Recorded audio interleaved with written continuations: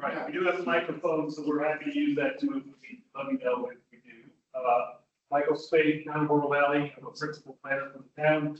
Also the project manager for the town's efforts on this taxes and revenues efforts. I'm going to hand it over to Ms. Sharp here to introduce the meeting. So thank you. Well, thank you. As Michael said, my name is Ms. Sharp. It's Kristen Sharp, and I'm the president and CEO of the Oro Valley Chamber of Commerce. And the chamber invited you here today because this is an important conversation that the town is having currently that can affect businesses in the community. So, as a little bit of a background, town staff was asked by council to do some research to see what was happening in other municipalities, what other taxes are being municipalities that were not currently in Oro Valley, and what does that look like if we implement those taxes? And so town staff has done research. They brought back the research, and this is the outreach portion of it. So they are going to present to you what they found. They've got some good information here on how the town has been impacted, what these fees, increased fees, and potential taxes, how they can impact the town, how they will affect other businesses and organizations. And their job today is to hear from you and gather that information and take it back to town council so they are educated and have all of the information when they are voting on whether or not to implement these taxes and fees. So to provide you with the information, we've got a couple of people from town staff here today because they are the experts on the information. I have seen these presentations several times. However, I am not an expert on it. So I invited them here today to give you the facts and figures. Please ask questions, engage, get clarification, and provide your opinions and real facts on, hey, this is how this is specifically going to affect business, or me as a person, as a resident of Oro Valley, if you are. And we would love to hear all of that feedback. I know that as a business owner, worker, somebody who's involved in our community, you guys are super busy. And so I very much appreciate the time that you take here with us and help provide that feedback. So very much appreciative. The chamber is here to help support you, and that's why we're facilitating that dialogue. So let us know what you need, and without further ado, I will turn it back over to Michael, who will be facilitating the presentation. Yes, thank you very much, Kristen. As I said, I'm a principal planner for the town. As you know me, I'm the project manager for this town effort. As Kristen indicated, I'm serving in my capacity as a facilitator here.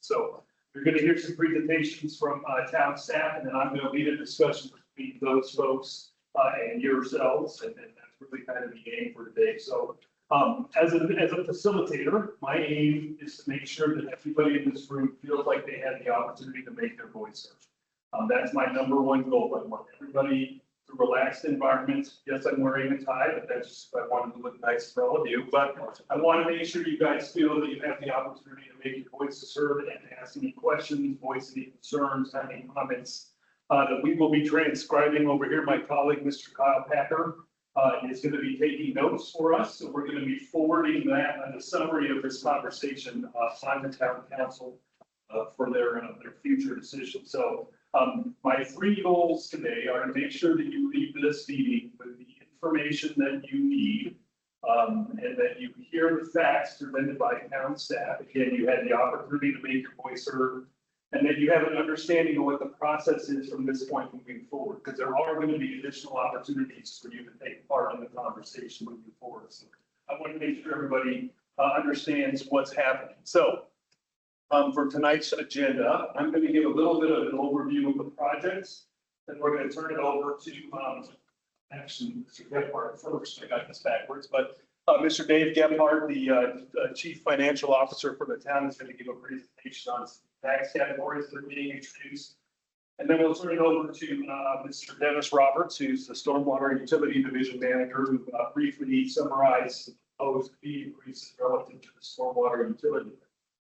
And then we'll turn it over to you folks, providing you that opportunity to ask any questions and make any comments that you have. And as I said, we really want you to leave with an understanding of what the process is from this point forward. A couple of just ground rules. Please be respectful of presenters and other attendees here this evening. If you haven't been to the Sunset Room before, we do have restrooms right outside the door that you came in, so please feel free to use those anytime you like. Of course, there are some refreshments in the back. We encourage you to take advantage of those. If you haven't silenced your cell phone yet, we would ask you to please do that. Of course, be a disruption if it goes off in the middle of our meeting. I indicated that Mr. Packer is going to be taking notes. So where are we and what is this project? So we had the unique opportunity this year to find out that we have 3 separate fee proposals that are kind of moving along on the same track. Those being the parks and rec fees, the stormwater utility fees, and then some new tax categories that I mentioned before. So utilizing some of the community outreach that we've done in the past on the general plan, on neighborhood meetings, we thought it was a good idea. The town thought it was a good idea to kind of take advantage of that medium to utilize that process for this effort. Same track at the same time. So what have we done today? I realize you can't read that chart on the left-hand side of the screen, but essentially what it is starting back in June, we publicized a community outreach plan. That was press releases, social media releases, invitations for folks to come and find out about the process, where we had study sessions from April through June with our boards, commissions, and council. In July, we held 3 online community Zoom events for each of the 3 proposals, where again, we were soliciting that. And then moving forward, we will have some commission meetings following this business forum, and then ultimately culminating with study sessions. So as Kristen indicated, our primary goal here today is to really have a conversation with members of the business community and find out what comments or concerns or questions you all might have that we can forward on to the decision. So with that said, I'm going to turn it over to Skipwart to get his.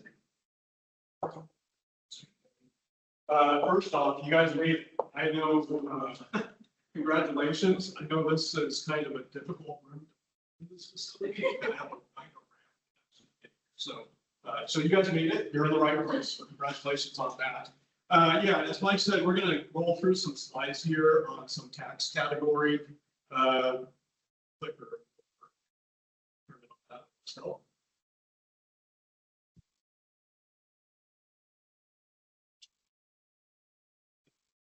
There we go. There we go. Yeah, so we're going to roll through some tax categories here and provide some information to you, and then stormwater utility fee, and open it up to questions. First off, I kind of wanted to start out with this slide here in terms of small business support. I know, you know, there's certain perspectives out there in terms of is Oro Valley business friendly? It's not business friendly. I think what we're trying to do is change that narrative, and I think they're just really recent history here shows that we've taken some major steps forward in that regard. The town understands the symbiotic relationship between businesses and the town. If you succeed, we succeed, we succeed, we also succeed. So there is a symbiotic relationship between us. We distributed nearly $1 million in financial assistance through our OV Safe Steps program to local small businesses impacted by the in an attempt to sustain them and keep them safe. Hopefully some of you took advantage of some of those programs because we really feel like it was a successful program and really helping you succeed through a very challenging period of time for all of us. And then when the pandemic was over, we developed OV Next Steps, which led to practical actions that facilitated additional improvements like flexible proceeding and signage code amendments. And so this is, again, kind of some fairly recent, I know maybe 3, 4, 5 years now, fairly recent steps, really practical steps that we took through the pandemic to really help you out, hopefully help you succeed and keep going. And so I guess what I'm trying to impress here is that we are here to support you and understand the importance of the role that you play in our community. That is, you are critical to us succeeding. With that said, here's a slide here where we talk about, whoops, Here's a slide where we talk about what kind of taxes OV businesses pay. And we got a couple categories, several categories here. One is requisite taxes. That's that first category. And what we're talking about with requisite taxes is a 4% tax on utilities. So that would apply to your gas bill, your electric bill, and your water bill. And that, if you're a small business and you have about a $150 bill per month, that would be about $6 in tax collections. And then if you have like a $50 water bill, that would add another $2. So these are required taxes. If you're a resident or business, that you absolutely have to pay here in the town. And what do we use these fees for? We use these fees for, they're unrestricted. So we use them for general operations, capital needs for the town, et cetera. So public safety, parks and recreation, public works, et cetera. Really baseline services the town provides. We also have user fees. So we have stormwater and water, and then we also have parks and rec, which is considered a user fee as well. What I'll say about stormwater and water versus parks and rec is more of a discretionary type of fee. Like if you're utilizing the community center, you're paying a parks and rec related fee, or the aquatic center. That is really kind of discretionary for the user. But water and stormwater, those are not really discretionary, right? If you're utilizing water services and so forth, then you have to pay those.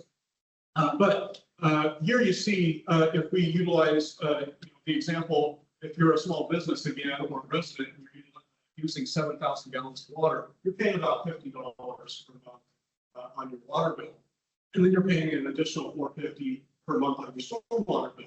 So about $55 per month for both of those. But the important thing for you to understand about those fees is that they are restricted to the system. So the water fee is restricted to the water system. We can't utilize that for road maintenance or public safety costs or anything like that. Administration, parks and rec, we can't utilize those fees collected for those types of general government services because they are restricted to water system and stormwater. And then we have the Oro Valley sales tax, which is 2.5%. And you see there, just an example, if you make $100 in purchases of goods, you're paying up basically $2 for that. What I would say about these sales taxes is we consider those discretionary as well. We know that there is a significant amount of leakage that occurs for residents that go shopping outside of the town. They live in the town, but actually shop outside of the town for a number of different items that they're looking for. So those the town provides for businesses, and some of those we don't. We don't have any auto dealers, we don't have Costco, and so forth. So sales tax, we really do consider that discretionary. Now, with all that said, when you think about a small business owner, what do they really, at the end of the day, what do they have to, well, they got to pay the water bill. That really just goes towards the water system. They got to pay their stormwater bill, that goes to the stormwater system.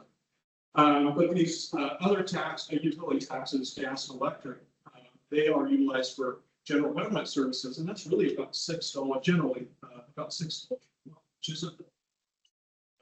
So I guess my point here is that I feel like, I believe, we actually have a very favorable tax climate here in the town. It's competitive and it's favorable for businesses. We don't have any property taxes. I know that's something that we constantly battle against with the messaging out there in the community. A lot of people come from other states, whatever, and they think that we've got to get property tax. We do not. So that's an important thing to understand as well. Property taxes are not levied by the town. We don't collect any property taxes. You see I do apologize for interrupting. Yeah. I personally don't think it's a good idea to advertise right now to building property. I realize that a lot of people think you do, but I do believe that's the future of any kind of crisis here in the going financial. And sorry, can we just hold the questions until the presentation is finished? I would appreciate it, just to make sure that we can get through. Thank you. Okay, so what's the issue that we're grappling with here or struggling with? Well, first off, I think it's important for you to understand we have a general fund, which is really the backbone of town services, general government services that we provide. So that's our public safety, that's our public works, parks and recreation, community and economic development, administration, and so forth. While our general fund revenues have increased 10% since 2021, which isn't a lot. Really all that, you'll see the slides, really all happened in 1 year. While it increased 10% since 2021, the cost of our police services have risen 23% over that same time period. And that's absorbed 80% of our general fund revenue. Additionally, and more, I would say almost more importantly, road maintenance costs have increased 107% over that same time. So we've gone from about $1.5 million per year in road maintenance costs to over $3.1 million per year. And that is causing a pinch point when you factor in public safety and road maintenance. It's causing a pinch point on the general fund that we are looking to remedy and figure out and fix.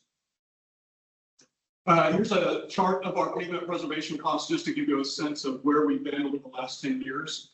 So we started out about 1.3 million-ish in 2016, and again we're well over 3.1 million for 2025. And we are seeing, I guess the good thing about this slide is we are seeing that level of inflation take off. It is not nearly that steep slope that you see there from 23 to 25. However, you're not seeing deflation at all.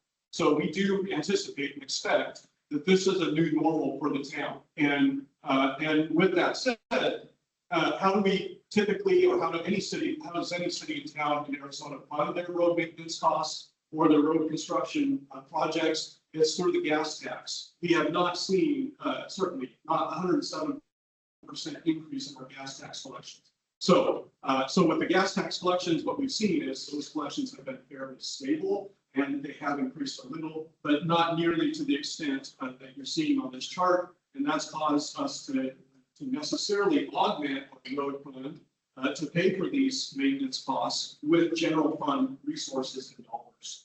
And that's again causing a challenge for our general fund. Sorry about that. Okay, sales taxes. Let's talk about sales taxes. So the town is funded through a variety of funding sources. Sales taxes is by far the largest general fund revenue source, and probably definitely the largest revenue source in the town. So whether you look at water revenues or other types of revenues the town collects, general fund revenues, sales taxes by far is the largest source. It comprises 45% of our general fund revenues. Over the last 3 years, however, you'll see the chart, sales tax growth has been flat. It's actually decreased a little bit this year. The town loses about, this is another challenge for us. The town loses about $1.8 billion. We have a retail study done for us. Loses about $1.8 billion in taxable transactions to retail leakage. And that's where someone, again, whether they have the store here in the town or not, or can find a supply or a good that they're looking for here in the town or not, they're choosing either out of necessity or out of their own choice, choosing to shop elsewhere. And so that $1.8 billion, that equates to $45 million in sales taxes. And you'll see on the next slide, our total sales tax collections townwide is about $30 million per year. So we're losing through leakage about 1.5 times what we normally collect in a year in sales tax collections. That's a problem and a challenge that we're going to need to address. Here is the chart for our local sales tax. This is actually rolls through June of 2025. So this is fairly recent and current data. And you see the slope, fiscal year 21-22, where we had the massive inflation going on throughout the nation. And then we also had pent-up demand from COVID. That's really what's driving that slope. And we kind of landed at a new normal at about 30 million. And we kept it that new normal over the last 3 years. But we had lost growth in our local sales tax collections. That's a challenge for us. This is a 12-month rolling, and why don't we do a rolling average? Well, it really addresses any sort of seasonality in the data that you see. Typically, when we say seasonality, typically we see a lot of sales tax collections through the month December and January, because that's when the holidays are. So that's when we get the lion's share of our a significant portion of our sales tax collections is through that season, obviously. And that makes sense. This really kind of balances it out over a rolling 12-month period, so you can kind of see the average and what the trend is. So, so what are we proposing to, again, to address this stagnation that we've seen in sales tax collections and the pinch points that we're seeing with inflation through pavement preservation and public safety costs? Here you see a comparison, and I realize maybe the colors are difficult to see, but to see the data. But we have Miranda, Sahuarita, and Tucson, which are the three largest cities and towns that are in southern Arizona that we feel like are kind of competitors or comparables for us. They all have these taxes, and one is the use tax, the commercial rental tax, the telecom tax. They have these taxes, and they've had them for a long time, for a number of years. The one exception I'll say is Sahuarita. They just implemented their use tax because they were dealing with the same payment preservation escalation issues, inflation issues that we were. So they just implemented their use tax about 2 years ago. So that one is fairly recent, but the rest of these categories they've all had for a number of years. We have these categories currently in our tax code. We just have them at a 0% rate. So what the proposal is to take that from a 0% rate to a 2.5% rate, which is equal to and aligns with the rest of our tax code by and large. Utilities being an exception, and also our hotel tax being an exception. So what's a use tax? Basically, many of you may know what a use tax is, but if you don't, I'll briefly explain it. If you buy something out of state for, you're purchasing a good or a capital item or whatnot out of state, and you don't pay a sales tax, the use tax is an equalization tax that basically you file your use tax return with the state, and with that use tax return, again, that's where you would remit an additional 2.5% for the local the town's portion of the use tax. You ought to be, as a business owner, ought to already be paying use tax and filing those returns. If you're buying something out of state and not paying sales tax on it. But you would be paying it at the state level. The state does have a use tax. We just don't have one at the local level. A commercial rental tax, that basically applies to rental and leasing and licensing for use of real property for commercial purposes. Basically what we're looking at here is a tax that would apply to individuals or residents if they were leasing a self-storage facility.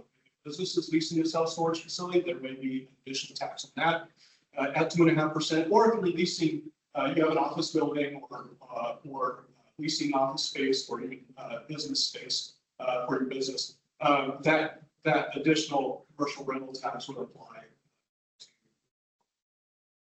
And then the telecom tax, that is basically a cell phone tax. So right now, when you get your bill from T-Mobile, Verizon, AT&T or others, Comcast, et cetera, we don't have a local tax on your cell phone services. So again, the other cities around us do. We do not. We have not had one historically. So this would be, again, another 2.5% that would be passed through on your bill to users of telecom services.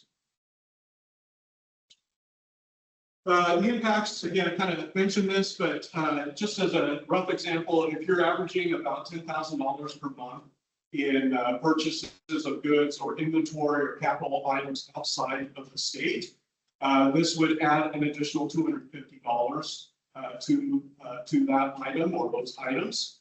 And obviously that would scale on up if it was larger, or scale down if it was less. Use tax is fairly volatile, so I would imagine that this amount is going to kind of fluctuate. The commercial rental tax included the first example here, which I would equate to more of a self-storage type of example. I don't have a self-storage unit, but I would imagine that when I did have one, it was a long time ago, but with inflation, whatever, like $100 a month or whatever, might be a little bit less depending on the size of the unit. But that would add an additional $2.50 to your bill. You know, if you're renting an office space, we have a number of physicians in our community that use their physician offices, or so forth.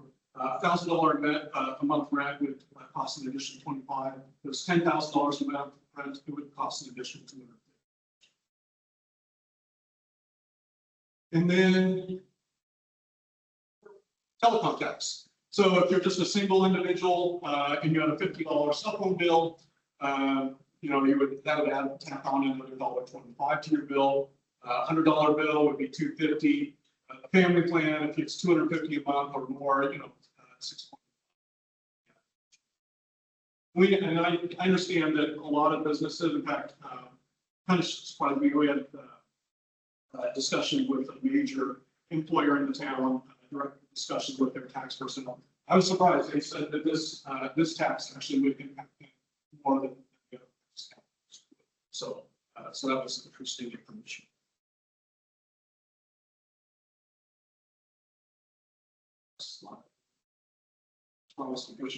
Okay, benefits to businesses.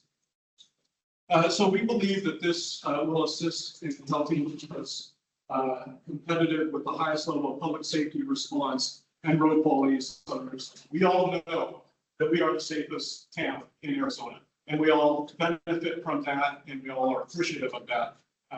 However, if we are not able to fund services moving forward because those services become too costly and expensive, then that becomes problematic and challenging for us. Also, road quality. We all appreciate that we're not driving over a bunch of potholes. We know that City of Tucson fell behind. It wasn't too long ago. Pima County fell way behind in their road maintenance, and their roads were a disaster. We don't want to become that. We appreciate, I think we have a reputation for having the highest level, highest quality of roads in Southern Arizona as well. And we would like to maintain that. And we think that facilitates a healthy climate for both residents and businesses alike.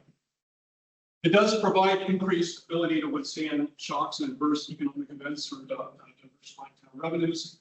I think that just kind of goes without saying that as you diversify, you mitigate risk. And so this is a risk mitigation measure for us. It does provide necessary funding for capital projects. We don't really have a strong dedicated capital funding source. So when we, capital, we're talking about something that lasts multiple years, it costs $25,000. So these are large purchases for the town. We want to maintain those purchases and fund the needs, fund needs as they move forward. Some of those needs, just as a practical example, would be police vehicles. Police vehicles cost a lot of money, and we're on a replacement schedule, and we want to make sure that we have great police vehicles that our police can respond in a timely manner, and that assists our residents and businesses as well. It further insulates the town from adverse state legislative actions. This one I think is kind of goes underneath the radar, but sometimes when the state has funding shortages in their own budget, the first place that they look, or one of the places that they look, is cities and towns and the state revenue portion. And so we know that they can monkey around at the state level and kind of do some things, and they have real economic impacts to the city and the town. And that can be challenging for us. So this kind of provides insulation from that happening, or things that could happen in the future as well. And then it facilitates more pay-as-you-go for capital needs, and it reduces reliance on debt. And that debt obviously costs something. It costs our town, costs our residents, costs our businesses. Ultimately, because money costs money. So we think that if we have more resources for capital needs to utilize pay-as-you-go, we're not putting additional strain and pressure, interest costs on our taxpayers as well.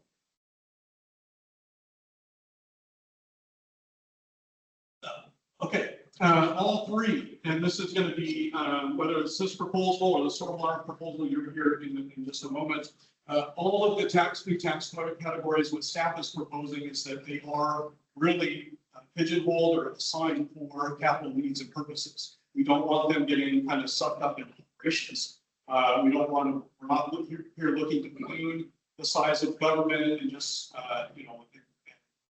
grow from an operational standpoint. No, we really are looking for these additional revenues to fund future capital needs for the town, which we do a 10-year capital improvement program where we plan out 10 years what those needs are, and we do need a dedicated, strong funding source for those things. This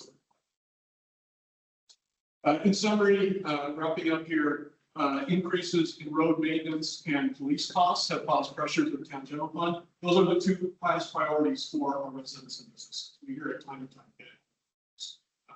So we do view this as a priority issue for us. While the town has performed operational cost controls and belt tightening these past two budget cycles, cuts alone are not sufficient to offset the level of increases that we've seen both on the police side and the road maintenance side, which means additional revenue is necessary.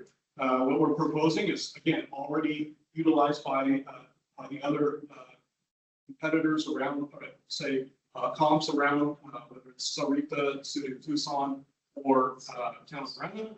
And this is purely discussion. We're looking to presenting and doing a study session next month, and then also hopefully a council decision in October. With that, turn it over to Dennis here, and he will go over the stormwater fee rates increase that it is. Thank you, everyone. I'm Dennis Roberts, the Stormwater Utility Division Manager. I'll be speaking briefly about the proposed stormwater utility fee increase, focusing on three questions. Why do stormwater fees and infrastructure matter? Why are we proposing another increase? And what's the impact on the businesses?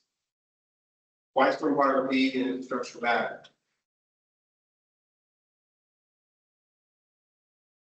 Stormwater infrastructure protects your business, roads, and public spaces from flooding, erosion, and pollution. It's also a legal obligation under the Federal Clean Water Act and Arizona's Pollutant Discharge Elimination System program. The mandates are unfunded, meaning the town must cover all costs of compliance without federal and state financial support. The fees you pay fund maintenance and rehabilitation of storm drains, culverts, and washes, flood control and emergency response, pollution prevention and public outreach, and regulatory compliance and permitting. Work directly supports the safety, functionality, and resilience of our community, and it's entirely funded by the utility fee. Why are we proposing another increase? The last increase was in 2016, that was 9 years ago. Since then, inflation has surged. Construction costs is up 63%. Consumer prices have increased 73%. Meanwhile, most of our infrastructure is 20 to 40 years old, and many projects are being deferred year after year due to funding limitations. The current fee of $4.50 per ERU, which is equivalent residential unit, is simply not adequate to meet today's needs. We're at a tipping point. Either we invest now, or we face higher costs or a greater risk later. 2016 increase is going to allow us to, or the 2016 increase allowed us, and I want to emphasize that was the previous increase, that allowed us to hire an engineer and a project manager and bring maintenance in-house, saving hundreds of thousands of dollars. We secured over $3 million in FEMA grants by providing the required local match. We completed projects on time and within budget, and it strengthened our relationship with the county flood control district. It was a smart investment, but that's nearly a decade ago, and costs have outpaced our revenue, and we need to adjust to keep up. Proposed $2 increase is bringing monthly fee to $6.50.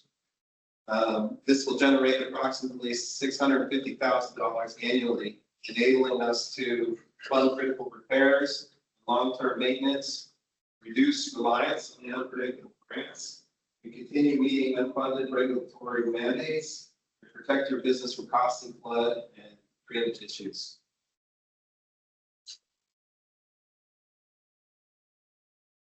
This is a great example. This is Sierra Wash and design and construction was managed entirely in-house, saving the town significant costs by restoring vital drainage infrastructure and preserving and protecting the roadways. That's the kind of value we can deliver when we have the resources to act. How does this impact the businesses? So we've modeled the impact carefully. 81% of commercial accounts will see an increase of $8 or less per month. Small businesses will see a minimal impact, and the larger properties will pay more in proportion to their footprint. This structure is fair, scalable, and designed to minimize burden while maximizing community benefit. Stormwater infrastructure is essential to the safety, health, and resilience of Oro Valley. This is a fee increase and ensures that we will continue protecting our community without falling behind or deferring our work. With that, I'll hand the presentation back over to Mike. Thank you. Much appreciated. All right, now we get to the most important part of the meeting. I'm going to turn it over to you folks. Hopefully, we've got lots of questions. We're going to kind of do the round robin style, so everybody gets an opportunity to ask a question or make a comment. If you've got more than one, that's fine. We'll circle back to you time permitting. If you hear any jargon, acronyms that sound unfamiliar to you or they're confusing, please let us know, and we'll rephrase what we're trying to communicate in a different way. We are scheduled to go until 5:30, so we have a good hour and a half worth to be able to ask questions. We don't have to stay till 5:30 if you don't want to, but we do have the room until 5:30. So please, all the questions you have, any feedback would be great. So with that, I'll just, again, we're going to be keeping track of all your comments over here and forwarding those along to mayor and council. So does anybody have any questions, comments on either stormwater or the new taxes, either one? Yes, ma'am. So I understand how you're gonna implement, how that would be, and the telecommunications, but how do you tax leases? Like, how's that? How's that done? Yeah, that's a great question. Can you read it? So I'm sorry, I started with, so we are recording this also. I'm sorry, gentleman, phone back there. So this is going to get recorded and put on the town's website as well. So please, when you do ask your question, if you can, speak up if you can. If not, we'll be sure to restate the question. Yeah, so the question, as I understood it, was how she understood how we were doing when we collect the use tax, in this, I believe the cell phone tax is like the telecom tax, but she was wondering about the commercial rental tax. And I would answer that by saying, there's a process that we would go through, utilizing resources from the Arizona Department of Revenue, because that's where sales taxes are collected. It's all those sales taxes really funneled through the Arizona Department of Revenue. We have a with them, and then they remit appropriately what they collect both on the state side, but also on the town side, and then they remit appropriately what our portion is to the town. And so it would function really the same way. So they would do an outreach to businesses that would be, that they would identify as being, and we would do outreach as well, certainly, but Arizona Department of Revenue would do outreach to businesses, letting them know that this would be a new tax that they would need to remit to the state and educate them on that, and then and tell them at what point that would be effective. So that's basically the procedure there. The tax forms are pretty much the same as the tax forms of anyone else that remits transaction privilege tax to the state would be utilized. So pretty much. So on the stormwater services, so how is this measured? Is this on square footage? Is this on units?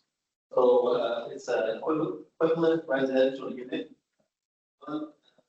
ERU equals 4,000 square feet of impervious surface, which is pavement or rooftop or concrete, and that's how it's applied. The more impervious surface you have, the higher. So it's a hotel or apartment. It's based on rooftop square footage. Rooftop, parking lot, and so the ratio is $8 For 1,000 square feet? It'll be $6.50 still. The original rate is now $4.50 when you raise $2. 650 for 4,000 square feet. Yes, sir. Other questions, comments, concerns? Sure, yes, please. When was the last time the town did an efficiency audit of, do we have the right amount of employees? Are we spending our money wisely? All that good stuff. When was the last time we did something like that? I don't know, that's a good question. I am not aware, I mean, I've been with the town for, we have not done one since I've been with the town. So I don't know prior to that period of time, I've ever done one, to be honest. I'm just not aware of the answer. That's something that I can. Thank you. Yeah. These taxes, when would they be implemented? Yeah. I know there's a meeting coming up. Right. Yeah, so as I mentioned earlier, the Arizona Department, so the question was, when would the taxes be implemented? So the Arizona Department of Revenue, they're going to require about 2 months for their internal processes to get them implemented because they'll be responsible for collecting and then remitting to the town. So so roughly, I mean, if we did an October 15th at the very earliest, approval by town council, we're looking at probably realistically January 1 at the very earliest. It could bleed into February, but January 1 at the very earliest. So the new calendar year. Okay. Did I see another hand over there? Sure.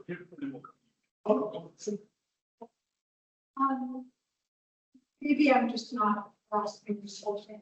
We're talking about bringing taxes on businesses that are here that have supported the town and not spreading that amongst all of the people that live in the town, but putting it all on the businesses that are paid on land rent and everything else.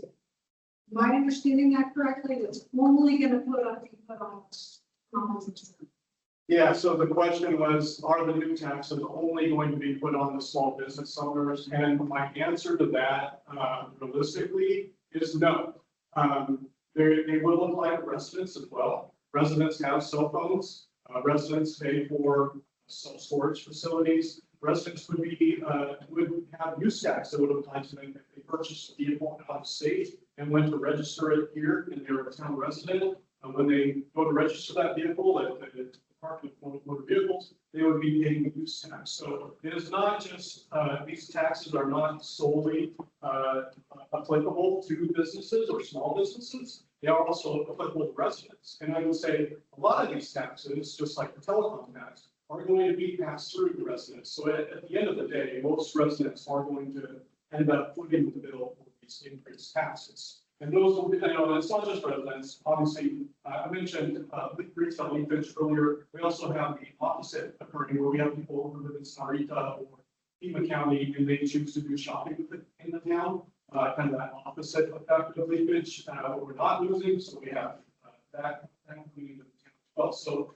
So that would apply to those that aren't even residents as well. So I would say that realistically, I just would disagree with it apply to businesses. Yes. Which would businesses could they choose to absorb it or pass it on?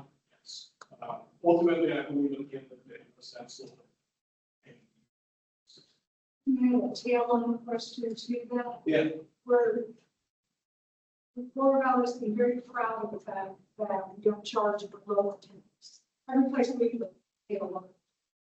So instead of doing all these small things and saying, okay, we're going to tax you, and it's $8, $2, $4, whatever, why don't we just do it? So the question was, why don't we just do a local tax? Property tax. Okay, got it. Yeah, it was. There's a lot of people. Yeah. Or property. Right. Or they have second home or whatever. So why is that not just being spread instead of just piecemeal pick and choose? No, I think there's two issues here. One issue is, everyone that I talked to that's been here, and I'm a resident as well, been here 18 and a half years. So, this applies to me as well, applies to the town as well. So I need to make that point. Every person that I talk to, you know, that has, and I came from Oregon, which was no sales tax, huge income tax, huge property tax, and so services at all levels. So I understand property tax. I think the issue here is there's just such a reluctance in our community against the property tax. And with that goes to my second point, a property tax would need to be approved by voters. And so so there's a reluctance with our voting community that they don't want to pay additional property taxes. And it has to be approved by voters. So it would have to go onto a ballot, and voters would have to approve it before it could be implemented. And so I think that's the challenge with the property tax. You know, I think there is some of that tide of kind of starting to hear some whispers that tide may be turning a little bit, but I don't think we're there yet. And I think that it would require us to, you know, our residents and our businesses to see a pretty significant negative impact on public safety response before they would have to see that they feel that pain, so to speak, before it would get approved. And I'm not, you know, I don't really have, don't really want to go there. So those are the challenges. Hopefully that is. So what I hear what you're saying, I feel like you just kind of hit the nail on the head. It's easier to do this. Let's do these 3 taxes, go after from this direction versus going to the. Yeah, I think from, you know,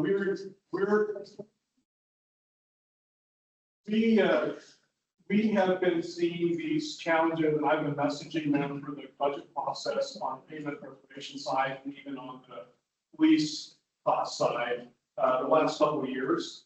And so we've been wrestling with that for a couple of years now. And so we feel like now is a good time to kind of bring it forward, because we've got a 5-year forecast that it's not super crazy due to the pinch points and pressure that experience. So I guess, you know, at the end of the day, it comes down to what's a priority.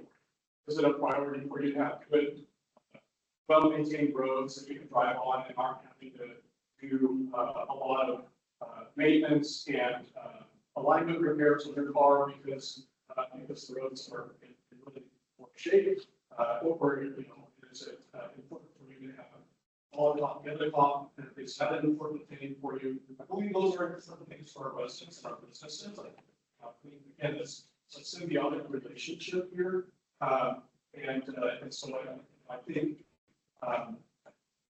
this is a win-win. I understand no one wants to pay additional money or taxes when they haven't been paying them.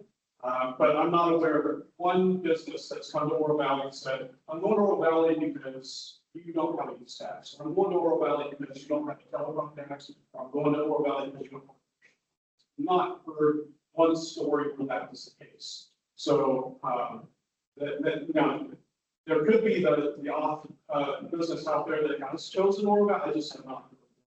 So these are taxes, again, that we feel like really, you know, we're in the same business, the same industry that is Tucson is, Southern is. They all have these, and we do not. We feel like that places us at a competitive disadvantage to those other states and towns, and we're going to lose out. So we're patiently waiting, and then we'll go to you, sir. Thank you so much. Good afternoon. My name is Platoon Harrington. I just wanted to say thank you for hosting this and to the chamber for facilitating as well. I'm a commercial real estate broker. I've been in the business 30 years, 28 of those years here in Southern Arizona. I'm also a resident and business owner here in the town of Oro Valley. I had already provided previous comments on the July 10th Zoom call, but I have since aggregated some comments from some of my colleagues. And unfortunately, they were unable to physically be here today, but if it's okay, I'd like to share those as well. And just kind of reiterate my comments as well from my experience. So what I have found the case to be, and I also sit on a couple of boards, the Metropolitan Pima Alliance and the Pima County Real Estate Research Council, representing multiple stakeholders in this discussion. Tenants regularly pursue cost savings when deciding where to lease space, and rental tax is a significant consideration I found. While I have been a champion of the town of Oro Valley, most of my commercial real estate peers unfortunately assert that the town should be avoided at all costs, considering the challenges to open new businesses. I know there's been a lot of improvement over the last number of years in that regard, but I believe, and my colleagues echo the sentiment, that there's still some improvement yet to be made. Respectfully, this will have the effect of steering commercial renters out of Oro Valley more than they already are, and the perception of the town being unfriendly for business. In response to the sentiment of following suit with fees implemented by neighboring municipalities, until such time as Oro Valley adopts similar pro-business regulatory practices as its adjacent municipalities, such as Marana, this will be a detriment, in my professional opinion, to the town of Oro Valley. I have some feedback from another highly regarded retail broker here in Tucson. He indicated that while other cities have commercial rental tax, they do not have the high property tax valuations that the assessor places on Oro Valley properties. The tenants are already laboring under massive property costs, and to add even more costs will be a detriment to retaining businesses. It's difficult enough already. Case in point, there's a property at 9740 North Oracle Road, which has, in addition, so when a tenant leases commercial property in the town of Oro Valley, they have their base rent, and then they have what's called typically in the industry triple net charges, which are operating expenses that the property owner incurs and the tenants paid a proportionate share of. The triple net expenses at this respective property are $14.19 per square foot per year, of which property taxes are the largest component at $7.43 per square foot per year. The triple net charges for a similar property in a different market area would be below $10 per square foot. So those are additional. So for many of the businesses in this room who are leasing here in Oro Valley, when they have their base rent and then they have their proportionate share of those triple net charges, these are costs that are literally being expended by these businesses because the landlords obviously incur them, but they charge them back to their tenants. Understanding that the taxes exacted by the county are not related to the town, but the fact of the matter is that the county is already wringing the tenants dry as it is. This constitutes another valid point. Any taxes levied will be paid by the tenants and not the landlords. And just another comment from a local property manager who's been practicing here in the area for decades. She just echoed the comments, essentially saying that the cost of doing business in Oro Valley is already higher than just down the road on Oracle due to the higher property tax valuations, and this could push business out of Oro Valley. Thank you very much. Thank you. Appreciate those comments. 1 second, this gentleman was very patient, then we'll come back. Well, I feel the balls. I just wanted to throw an invitation, what these taxes, if all are enacted, will it raise annually, estimate? Yeah, so there, we got us, and it's anywhere, again, the small facilities, tax side, but we got us, let's say, we're looking at 90,000. Of that, so the 1.8, that's all in your budget deficit and supplement the capital account. Police and roads, everything else that you want. I think it pretty much makes up the $1.5 million that we're losing on the road maintenance, so it covers that shortfall. This year. Right. Well, when they would be implemented, we're on this year, July to June, so we have to do staff after collections, unbudgeted collections. And then we would release the full year that next year. Well, the rising cost, you know, what, 3%?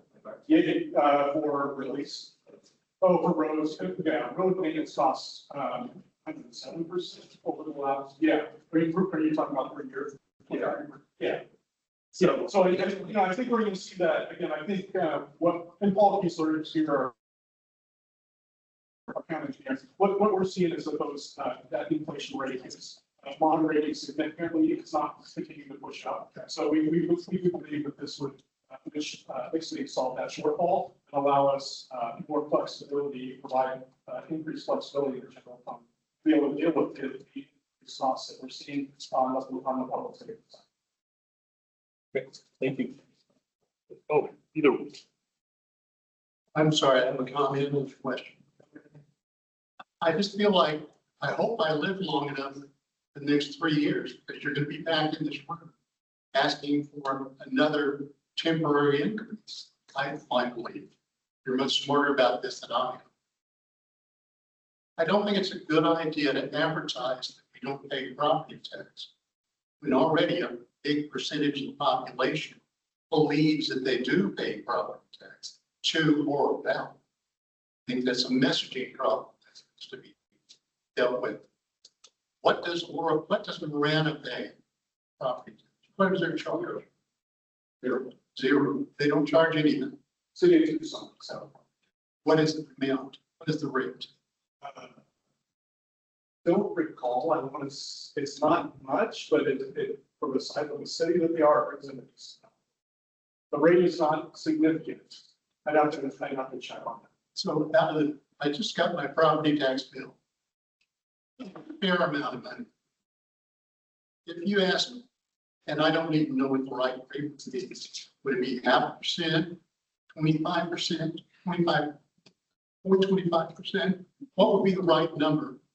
And it can't affect me that much in terms of what I pay annually. But it does a lot of good for the city if it's a dedicated amount of money, on a regular basis. Yeah, I think if we're going to entertain the property tax discussion, I think what we would have to do is, and I'm not the policymaker, like I've got ideas, but I'm not. Yeah, but some of them are in the room. Yes, right. So I think the thing that would probably be the most acceptable to our residents would be if it was dedicated specifically for public safety. To me, that would be the most acceptable. Again, that's not.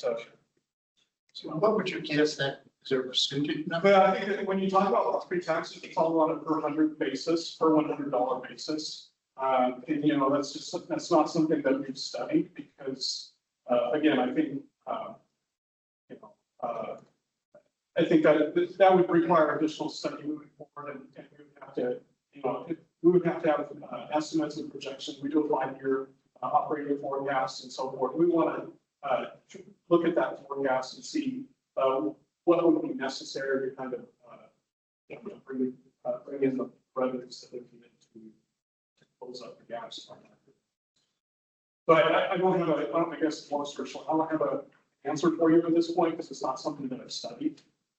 Again, I think there's challenges to the premise, and so, but the this is not my decision. I understand property tax is more palatable to some out there in the community, but it would have to be more palatable to a lot, to a majority of the community, and I'm not sure that we're there yet. I think that's something.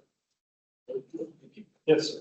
I think your tax showed a growth of about 10% in the tax revenue for the last 4 years. Yes. How does that compare to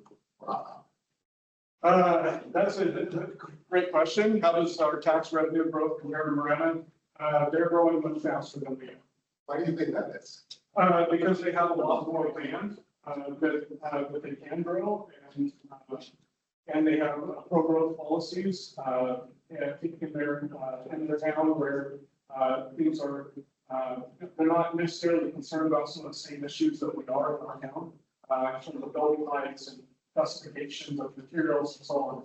So I think when you look at Marana, yes, they are a direct competitor to us, but they have some advantages that we don't have in that they are right on the I-10, which is a significant advantage that we simply don't have. We're on the state highway, but there's no comparison to them being on I-10 and having all the land annexed that they've annexed available. Now, the lay person, looking at the last several years, it seems like we are quick to go down on new projects and developments in Oro Valley. And these could have potentially provided us with substantial tax revenues. So we are voting those down, and again, looking at it to impact this citizen and businesses. That just doesn't seem to make a lot of sense. Absolutely have that noted. Yes, sir. So, you talked about state revenue share previously. Yeah. So state revenue share 23 to today or 25? or whichever. Yeah, what's the amount we've lost year over year, last 2 years? When I ought to know that number offhand, I could bring it up. It's, it's significant. More than we're looking to tax. Yes, Correct. yes. If state revenue share. Yes, we peaked in, just so you're all aware, state revenue sharing is our second largest revenue source after sales tax for operational revenues in the town. So it is a significant source of revenue for us. But when we're talking about state revenue sharing, what we're talking about is income tax and sales tax that the state collects. And then they apportion or set apart a piece of that typically based upon population. There could be some other factors as well. And they distribute that to cities and towns throughout the state. And it's, but again, typically based upon population. So the state, the overall pie grows, your portion of that, not necessarily a percentage, but your overall collection. So thank you for explaining that. So by not allowing apartments, not annexing land, and not growing, we're diminishing state revenue share for the foreseeable future versus a Marina, Sarita, Vail, City Tucson, right? We have some projects in the pipeline, apartments and so forth, we'll put family buildings that are in the pipeline, but we anticipate should associate that. Pipeline 1 year, 2 year, 5 year. Well, we've heard from the marketplace that they are ready to break ground imminently. And that's a pretty significant one. There's also multifamily unit apartment building going on that is scheduled to go on in Rancho La Soso by the preserve. That also should bring in additional development and people. We talk about we need to grow.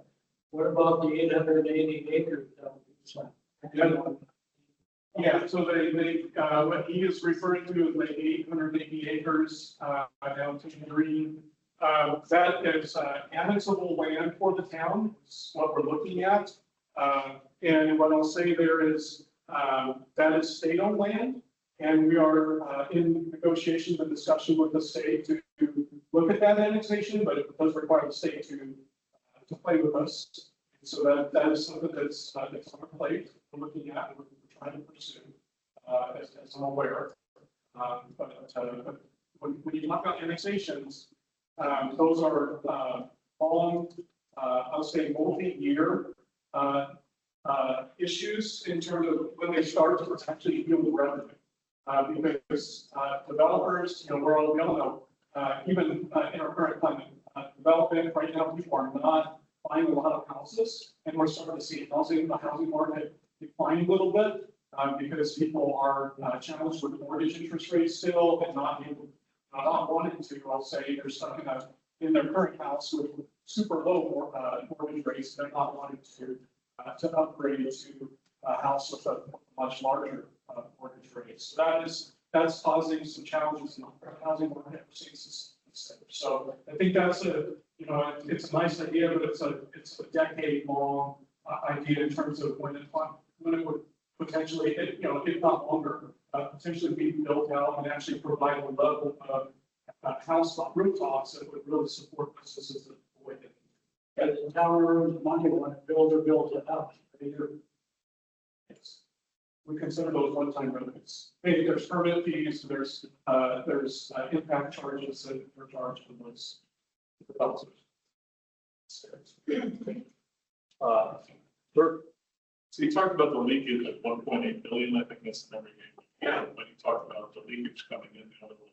At 1.8, then that's the proper term. Net leakage, or what's the net leakage number? That's a good question. Worst case scenario, 1.8 out. I know we're not getting 1.8 in, so there is a significant net leakage out. I don't know what the infill is. We have not studied that. I'm not sure how we would study it. Paul, our economic development director, Paul Meltzer's here. I don't know if Paul wants to address this or not, but because it's more in his wheelhouse. So Dave, you're correct. We looked at the leakage from just what is going outside from the community, understanding that we can roughly calculate the estimated revenue that's generated coming into the town based on the net sales tax that we receive. So in short, it was a larger concern to us to understand what was going out so that we could turn around and use that for more specific recruitment strategies, understanding that they mentioned Costco. And I know that's always been an ongoing discussion for the town, but understanding that leakage is very important because it's primary sources and secondary. So that Costco also represents leakage to those surrounding businesses because persons from Oro Valley who are shopping at the Costco are also shopping at the Home Depot and those other stores in and around that area. There's also leakage, you can understand, at the Fry's Marketplace that's in between the town of Oro Valley and then Costco. So you get leakage in certain areas and you can get some for Tucson. That was a larger, more important understanding for us so that we could go out and then we had developers coming in expressing interest in those areas. We could give them a list of businesses saying, these are the area top 10 sources of leakage in all of the retail and restaurant categories that we have. So we're saying it's too hard to find out the leakage coming in? No, we didn't say that. I have just said that we hadn't used that as a point of emphasis. How easy would it be? I don't know. I'd have to just chat with, we have a Placer AI subscription that we use to create the retail leakage on the other page. So I just have to ask them what's the most efficient way to try to estimate what that's coming in. We can certainly get visitor numbers and things like that. I just have to figure out how we can turn those into a recapture set. Thank you. Thank you, Paul. Yeah, please go ahead. So the declining sales tax since 2021, right? We always had more businesses or more residents or not spending as much, the leakage, everything else. So we have declining sales tax revenue. Sounds like a declining flat population. Yeah. So wouldn't the focus be better spent on development, increasing sales tax and population? Because that also compounds the revenue share. So sales tax is 45% of your revenue. Yep. State share is how much? Let's see, it's. So I don't know, by 65, 70%. Yeah.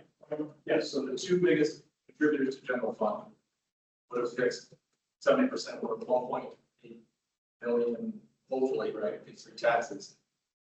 Fails comparison. So really, it seems like the focus is on taxing what's already here rather than bringing in more, reducing the leakage, creating a greater population, and then thus bringing in more businesses because you have more footprint. Yeah. Yes, you made good points, and I think they're valid. I think, I think it's something that we're working on, and our town council is working on, and I think that's the best I can say right now. I can't say much else. I think there is I think there's, we're going through this 10-year plan efforts, where we're looking at updating our general plan. That has to go and get approved by the voters. Through that effort, we've had a lot of community input and interaction. I think as I was on the finance committee piece of it, obviously, because I was kind of, I guess, stupidly, subject matter expert for that thing. I'm not sure why, but I don't feel like I haven't really anything. But I think what you see in our community is there is definitely a collision that's happening between the, and it's been going on for a while. Obviously, we're all in this community for a while, between the anti-corruption policies. And so you hear about people not wanting traffic, people not use compromise and so on and so forth, and not really wanting to rub shoulders with more neighbors. So, yes, I think there's a strong contingent out there of the voting public that definitely feels that way, because they come from other areas where they've seen sprawl and growth that's been out of control, and hasn't been well moderated, and it's cost problems. And you can't grow too fast, and business knows that you can grow too fast and fail. So that's one contingent, and then the other contingent is people that say, no, let's go, come on, let's keep moving. This is, we need this, we've got to keep the foot on the gas. So there is definitely that friction going on. I'm not sure where that's going to land in the general plan. Obviously, from a staff standpoint, no one pays me to have an opinion on this. I'm to be completely controlled. And so, it's whatever, and I think that's, that when we talk about representatives, I hear in the room and those that aren't. I think what they're trying to do is listen to the public and hear those voices and really respond to them because that's how they get elected. And that's why they were elected, is because of their listening skills and trying to do what the public wants. And desires. So to the extent that we're still hearing those voices, I think that causes friction and causes headwinds against what you're. I appreciate you standing up there and taking the ball. So, and just a comment to this, just a comment to mention. A lot of the people who live in Oro Valley don't know that they don't pay property tax to the city of Oro Valley, Town of Oro Valley. Yeah. So there is an educational component that is severely lacking there. Yeah. Right? And as a result, they don't want to see growth. But what happens with lack of growth is, at some point, this is just the beginning, right? At some point, the costs are not coming back down. They will continue to go up every year. Tax growth of 2.5% a year for the last 4 years doesn't even keep up with inflation, right? So in reality, it's going to continue to go up, and the need is going to continue to grow. So at some point, all of these additional taxes have to be tapped by the town in order to meet the needs of the citizenry. So, we as a group, we need to have a better plan so that we can tackle this in the future. Yeah, and I don't know what to say on the property tax issue because I get on every community academy. It's in our budget and our documents online. Pretty much every time I speak in public, which people don't ask me very often because I'm not very good at it. But when I do have the opportunity to speak in public like today, it's a major thing that we say, and I'm trying to get the word out, trying to educate people, but we continually have to battle against that. I'm not sure why that is or what that is, but it just seems like it's always an issue. And I don't know how to address it, but if any of you have ideas, I'm willing to listen.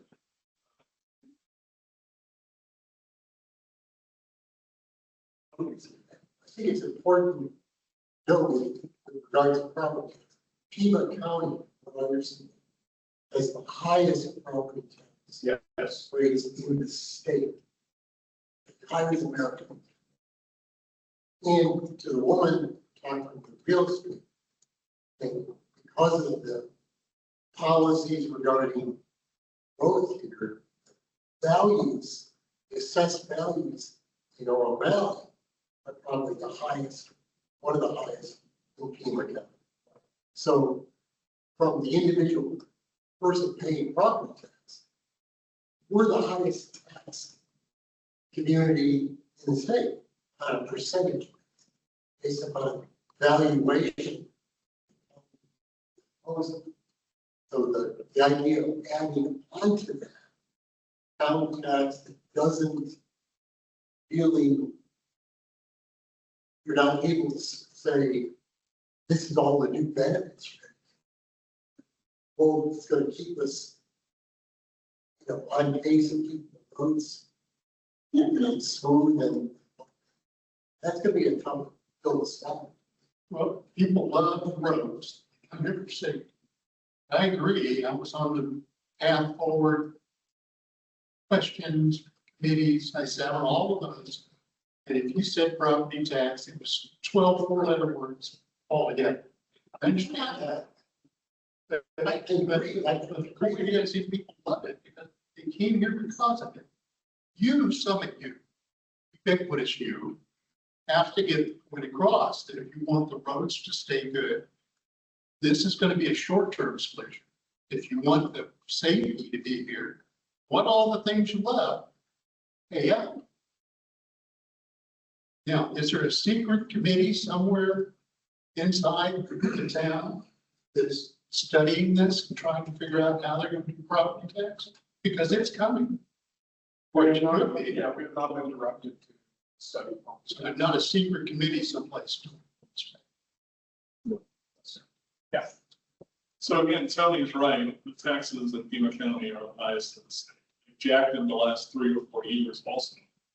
All right, they keep going up. So Pima County before in 2020, their budget was about 1.2, $1.3 billion. Then it went to 2.2 after all that federal money was floating in. And then somehow they only still went back down to 1.8. I don't understand how they did that. So we can talk to these good people, but I'd be talking to guys like Rex Scott on why you raised your taxes, voted for it every time. So if the, especially fixed income couples in Oro Valley could get a little relief, maybe from Pima County taxes, maybe what you're talking about could have a little, do a little more play. So, but don't ever underestimate that the county is bleeding a lot of people dry and you're not getting much for it. I used to serve on the Pima County Transportation Committee, and we were in District 1. We paid the most taxes of any district, and we have the worst roads of any district. So we haven't gotten our money's worth over the last 20 years. So I understand what you guys are doing, but in the end, Pima County is part of our problem, just to let you know. So. Yes, ma'am. Yeah, I don't know if it's just a comment or question. The leakage thing does concern me. I think about the marketplace from there, in that they have tried for years to get changes made. Fine, and it has been a fight. It has not been an easy thing. It's constant battle. And so finally they're approved, but then all these businesses that said I would come in are probably holding their breath. Wait, do I really want to? They're not sharing all of that. I know that. But we talk about leakage and like, well, people go to the hospital. I would love to shop in or I would not want to go somewhere else. But I don't get the opportunity because those businesses are like, I don't think I want to go. And I don't know what we're doing about it. We have the facility, we have a place that can come, but I don't know what the comfortable doing. I'm not really sure how to comment or ask. But I'm hearing a comment. I'm hearing a comment. I'm hearing a question. Saying leakage. Okay, we're going to tax all the business people, but we're not going to do anything about that. So in 3 years, I've heard people say we're going to be back to guess what? You're getting one. I haven't heard a solution. We're not trying to. What I can say is there are whispers and things that I've heard that could provide relief, but I can't share those. And I'll just leave it at that. I'm glad to hear. So, but there are whispers, and to me, you see it. So, because bond is cheap, and you've seen the big press releases of such and such business is coming in, and then they. So for whatever reason, when I first came to the town, I heard that there was going to be a Lowe's marketplace. Then that was sort of so. Yeah. One of the things that surprised me, said in the tax code, it's tax categories. Yes. Is that from day one of Oro Valley? Oh, Yes. so Where? Yes. do you have any idea why the town up until this point chose not to impose those? That's a good question. I don't have a good answer. Okay, we are governed by what's called the Uniform Tax Code in the state, which allows us limited flexibility to make modifications to our tax code. But those modifications all have standard language. So whatever we choose, what option we choose, and whatnot is standard across the state, standard language. If we choose whatever option we want to, I don't have a good answer. I don't know why we never chose to tax telecom. I don't know why we never chose to implement this tax. That doesn't make good sense to me, to be honest with you. It actually places our local businesses that actually produce something and or have the ability to sell a product or a good, where they're competing against an out-of-state vendor that's selling the exact same thing, for instance, then I disadvantage. So I just don't have it. Kristen? Brought to council, is it an all or nothing? Is it a slate of taxes or are they voting on each individual tax? No, yeah, that's a good question. Council has the prerogative and the authority to select any individual, they can choose to defer implementation, they can implement phases, they can do, they'll have full latitude authority to do whatever they want. And, you know, I'm hearing on the commercial, and I think this could be problematic or a potential challenge for some of our businesses on the commercial rental tax. I could easily see that being phased in. Or not approved altogether. So, Dave, are you saying then that there will be separate ordinances being brought forward for each subject matter? I could see that, yes. I could easily see that there's options A, B, and C. Part of A, part of B. I mean, the council will have the authority again to make a motion, and it'll be staff's responsibility to carry out that motion. So it's going to be their decision at the end of the day as to what gets implemented. But so are you saying though is that you're going to bring forward as one agenda item, but yet necessarily separate council action? Yes. Each tax. Yes, I mean, I could actually see 3 separate agenda items because we actually have 3 separate proposals going on. One is the tax category proposal, which has option, we could have option with it. The other, I would say, which is a separate item, is Dennis's item on the stormwater fee charge. I would say that's a separate item. And then we have a parks fee increase proposal as well, which would be a third item. So I could see 3 separate items. But then along that way, you suggested, mentioned that the expectation is that these new taxes, fees will be dedicated towards capital projects. Will each of those works then have a payment fees to dedicate revenue to that purpose? Yeah, in the motions, I could see that it would be council's prerogative to decide how these get assigned, whether they're being able to be utilized for just general government operational purposes. That would not be staff's recommendation. Staff's recommendation is going to be that they're dedicated to capital. But that's going to be council's decision as to what they want to do and how these resources get utilized.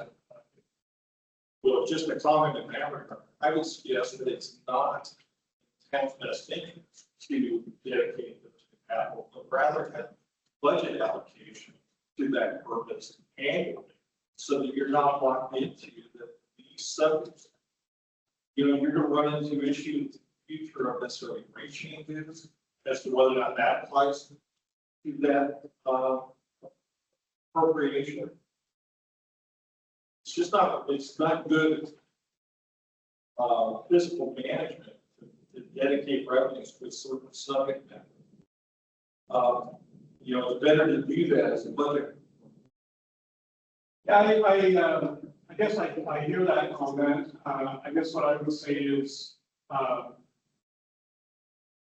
think it's more palatable and then keep your sell if it's dedicated to capital. We do have the capital needs. And currently, as the budget process goes, we are making annual transfers out of our general fund. So just, you know, dedicating, we have those needs to move forward, dedicating those resources for businesses and capital needs, which we know are going to continue to exist well into the future, and not ever going to go away. Yeah, I think there's more flexibility to just having a kind of eventually. From a political standpoint and approval standpoint, I think it's an easy result to say, no, this is how we're utilizing these resources. Have council, you know, make a recommendation, it's going to be council direction through the motion as to how they utilize it. Yes, it's just unintended future consequences. Yeah, I think I'm not worried about those unintended future consequences at this point. I think the needs that the inflation that we're seeing right now on the payment preservation side is a significant hole that I'm trying to address. I don't know how that is happening. Yeah. Thank you for doing it. There's got to be an interim solution. This is a pretty good one. Makes logical sense. I, as a business, I'm small, I'm not nearly as big as the other. But I don't care. I'll pay whatever it takes to be able to live here and enjoy this city. So thank you for finding this. Yeah, got a question? Yeah, I have a question about the chart that has the sales tax revenue. It starts at 2020. Can you share like, what was it like prior to 2020? Was it about equal with where we're at now? Was it kind of? It was lower, but not much lower. We had been on it's a very good question, by the way. We had been on a plane of very sustainable but meager growth in sales tax revenue. It was not significant.